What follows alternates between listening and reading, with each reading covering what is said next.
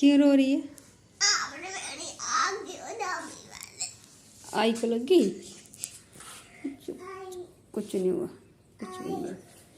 मेरी गुड़िया स्कूल जा रही है ना तैयार होके, सुंदर लग रही है। अब इधर मुँह करना। रोते हैं कोई? देख कितने बड़े बड़े आंसू आ रहे हैं देख लाडू को।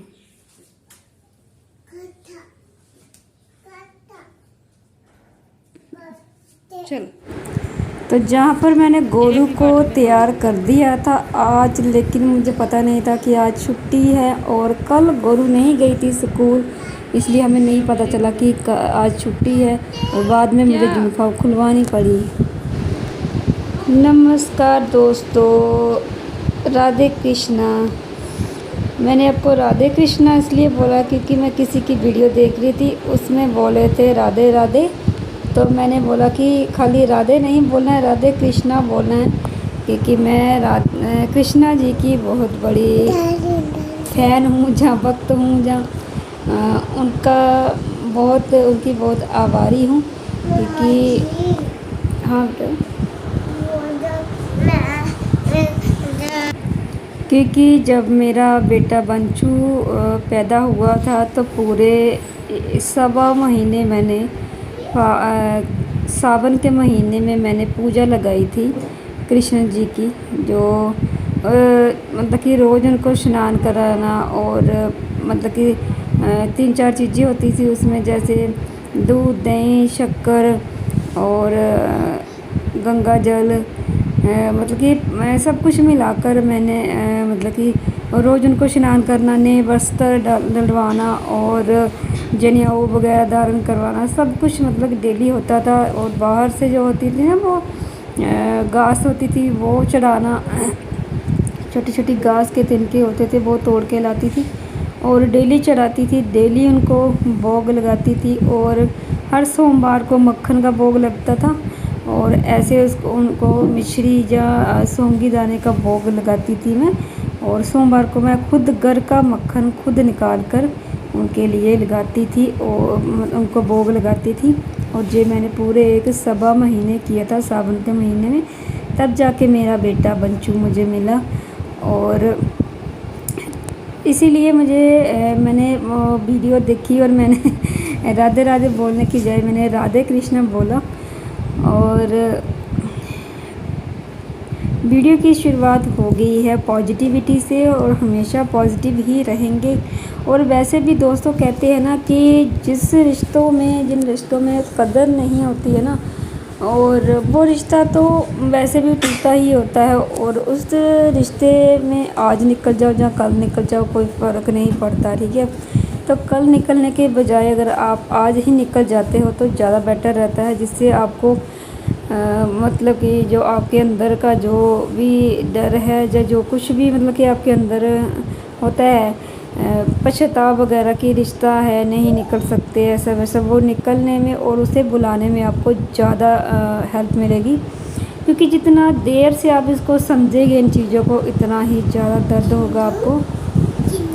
और वो कहते हैं ना कि बेकदरी रिश्ते जो होते हैं ना वो सिर्फ एक नाम के ही रह जाते हैं, बस एक लेने देने के व्यापार वाले जो रिश्ते होते हैं ना, उनसे अगर आप जल्दी निकलोगे तो जल्दी ही अपने आप को पॉजिटिविटी में पाओगे और समझोगे, सोचोगे कि जब आप उन रिश्तों से निकल जाते हैं ना तो आपको इतना ज़्यादा सुकून मिलेगा ना कि शुक्र है भगवान, मैं इतनी बड़ी बोझ से जी रही थी तो मुझे कम से कम इतनी तो राहत मिली कि अब मुझे कोई इस तरह से नहीं टॉर्चर नहीं करेगा, जहाँ इस तरह से मेरे साथ बातें नहीं करेगा ऐसी वैसी। तो जहाँ पर भी मैं गोलू को भी तैयार ही कर रही थी सुबह, तो गोलू की छुट्टी थी आज। और देखिए जहाँ पर मैंने खा रही हूँ मट्ठी, और मट्ठी लोग चाय के साथ खाते हैं, लेकिन मैं खा रही थी इसको मसाला लगा के। मसाला मीन्स मैंने मसाला कैसे बनाया था, इसमें मैंने डाला था टमाटर और मूली और प्याज, और फिर इसमें डाली थी मैंने इमली के बाद एक नींबू निचोड़ा था और उसको मैंने मिक्सी में चला लिया था नमक मिर्च डालकर। वो सारा मसाला बनाकर मैंने मट्ठी लेकर मट्ठी के ऊपर लगाकर मैं उसको खा रही हूँ, क्योंकि ये मेरा स्टाइल है खाने का। और ये एक मसाला पापड़ की तरह बन गया था। और मैं जो भी चीज़ करती हूँ, जो खाती हूँ, वह मैं आप लोगों के साथ ज़रूर शेयर करती हूँ, क्योंकि ब्लॉग जो होता है वो बिना खाने के पूरा नहीं होता है। तो मैं अभी नहा कर आई थी और उसके बाद मुझे भूख लगी थी, तो इसलिए मैंने सोचा कि चलो पहले मट्ठी खा लेते हैं। और दोस्तों, आपको पता है ये मट्ठी कहाँ से आई है? ये मट्ठी मेरे भैया और भाभी के घर से आई है। आप लोग समझ रहे होंगे कि कौन से आप सोच रहे होंगे कौन सा भैया और भाभी। दोस्तों, एक दिन मैं ना राखी वाला दिन था और मैं रो रही थी, क्योंकि मैंने 10 साल से अपने भाई को राखी नहीं बांधी थी और मैं रो रही थी। और जिस 10 साल से जिस भी दिन राखी आती थी मैं उसी दिन रोती थी, क्योंकि मेरे पास राखी बांधने के लिए भाई नहीं था।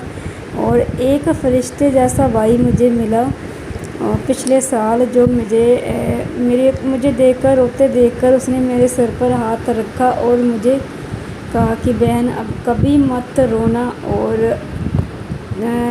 आज से मैं तेरा भाई हूँ और तू मेरी बहन है, तो मुझे राखी बांधना, और कभी भी ये मत सोचना कि मेरा तेरा भाई नहीं है। तो मैं पिछले साल से, मतलब कि 1 साल से ही मैं उनको राखी बांध रही हूँ और भैया दूज के दिन टिक्का वगैरह भी लगाती हूँ। और वो खुद ही आ जाते हैं मुझे राखी बंधवाने। तो इस तरह से ये जो मट्ठी आई थी वो उन्हीं के घर से आई थी। और मट्ठियाँ बहुत सारी थी, कम से कम 12-13 होगी मेरे ख्याल से। मैंने गिनी तो नहीं, लेकिन मेरे ख्याल से 12-13 होगी। तो मैं वहीं लेकर खा रही थी। और ये छोटी छोटी चीज़ें दोस्तों पता चलती हैं कि मतलब कि हमें आपस में कितना ज़्यादा प्यार है और हमें कितना एक दूसरे की कितनी फ़िक्र है, कितनी परवाह है। और वो कहते हैं ना कि अगर एक तरफ से दरवाज़ा बंद हो जाए तो भगवान दूसरा दरवाज़ा खोल देता है। और हमें हमेशा भगवान पर ही यकीन रखना चाहिए, ठीक है। और भगवान जो भी करते हैं वो ठीक करते हैं। और जिस रिश्ते में घमंड और लालच छिपा हो ना, वो रिश्ता ज़्यादा देर टिकता भी नहीं है। तो इसी वजह से मैं कह रही हूँ। और दूसरी तरफ दोस्तों देखिए, कुछ लोग ऐसे भी होते हैं ना कि बेटी को मतलब कि बेटी को क्या कहते हैं, बेटी को ज़्यादा प्यार करते हैं और बहू को क्या करते हैं, बहू को जो समझते हैं, सोचते हैं कि ये तो पराई है। ये लोग मतलब कि लोगों के हर घर की यही कहानी आप लोगों ने सुनी होगी ना कि बेटी तो अपनी होती है और बहू पराई होती है। लेकिन मेरे साथ ऐसा नहीं हुआ था।